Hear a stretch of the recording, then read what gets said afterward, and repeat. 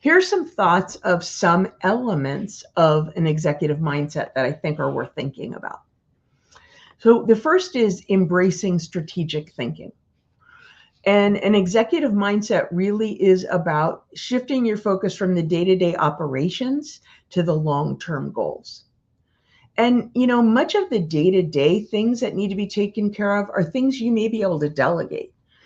But the future stuff really needs much more of your active engagement. And when I say delegate the day-to-day, I don't mean like hand it off and walk away. Of course, there's accountability and all the good leadership practices.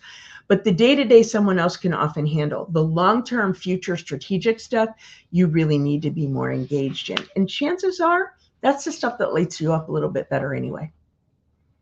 It's also really important as part of that strategic thinking to consider how decisions impact the company's future and think about the decisions that you're making in broader, more strategic terms. And talking to your team about those considerations helps them develop that skill as well. Another aspect of executive mindset is really fostering decisiveness. Executives are expected to make timely and well-informed decisions, and often that has to happen with incomplete information. So it's really important to cultivate confidence in your judgment, in your ability to make decisions, in order to be prepared to take some calculated risks. And you have to take calculated risks, or your competition's going to lap you. Someone else is going to get ahead of you and grab that opportunity. So how do you get comfortable making decisions when you don't have all the information that you need? You often need to sort of grit your teeth and practice and accept the fact that it may not be comfortable at first, but you can do it. And if you're accepting that you're going to be making these decisions with incomplete information, you also have to accept that not every one of those decisions is going to nail it. Some of them will be very successful. Some of them will be less successful. And if you embrace that as a learning opportunity, it's really all good. So fostering decisiveness is another important opportunity. In fact, it's funny, every time I talk, these topics bring up conversations that I've had with clients because it's so circular. The conversations bring up the topics too. But I had a conversation with a client recently who is just taken on a big leadership role within a pharma company, the biggest role he's ever had.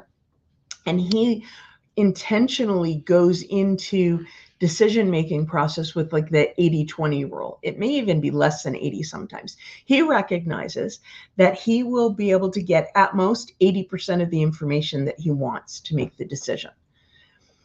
Sometimes it's even less, but you can never get to 100%. He recognizes that even if he could get to 95%, the difference between that 80% and 95 is going to be so painful, so laborious, takes so much time that by the time he gets there, the opportunity may have missed.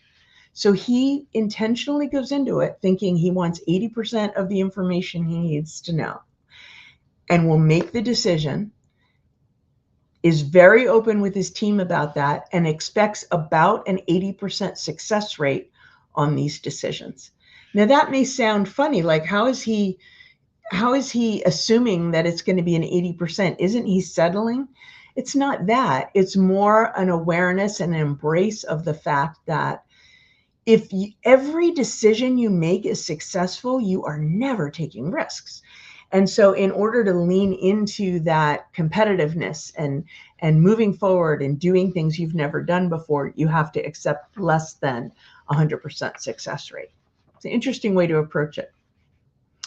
Another element of executive mindset is prioritizing accountability, both on your own decisions and their outcomes, if they're good and bad, but also for that of your team, and really creating a culture of accountability, setting clear expectations, following through on your own commitments, leading by example in that way, and expecting them to do the same.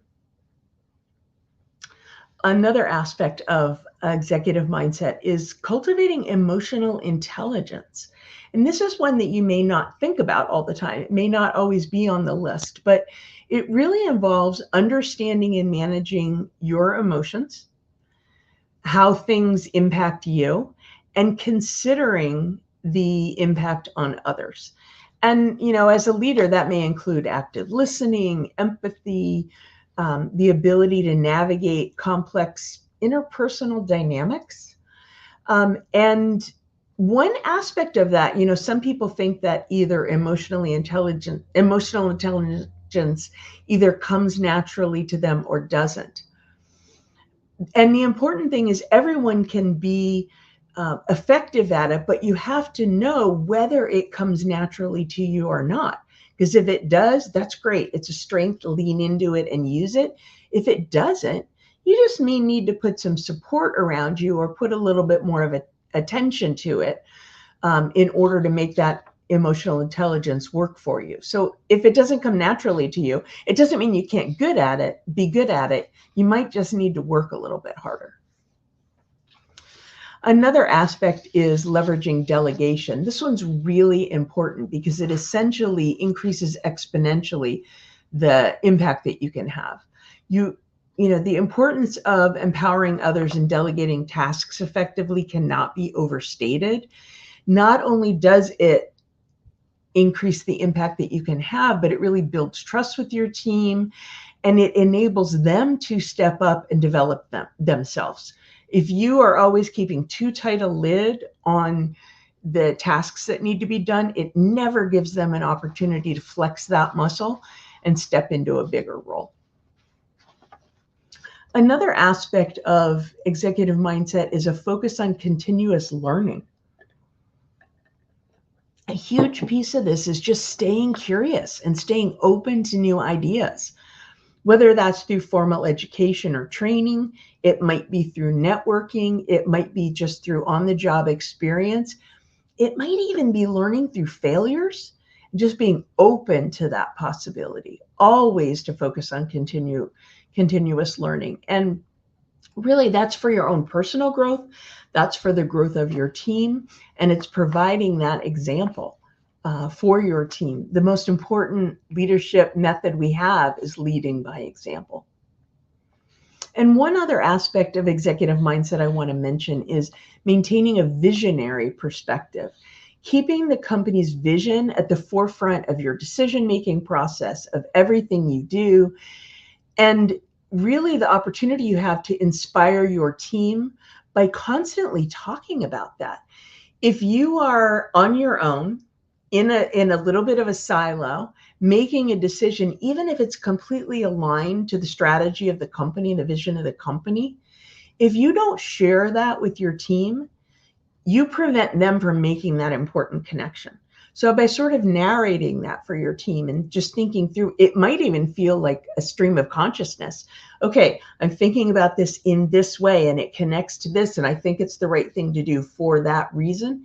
Taking them down that thought journey with you can really be so helpful for them, both in terms of learning, following your thought process, understanding where they might be able to take a risk. So it's maintaining that visionary perspective, but it's also sharing it with the team real time to allow them to have that same kind of perspective. So there's a number of thoughts of ways that you can intentionally cultivate that executive mindset. And again, sort of change the way you see things. If you're aware that that's an area that could benefit you, you can embrace that and you can influence it and you can show up differently.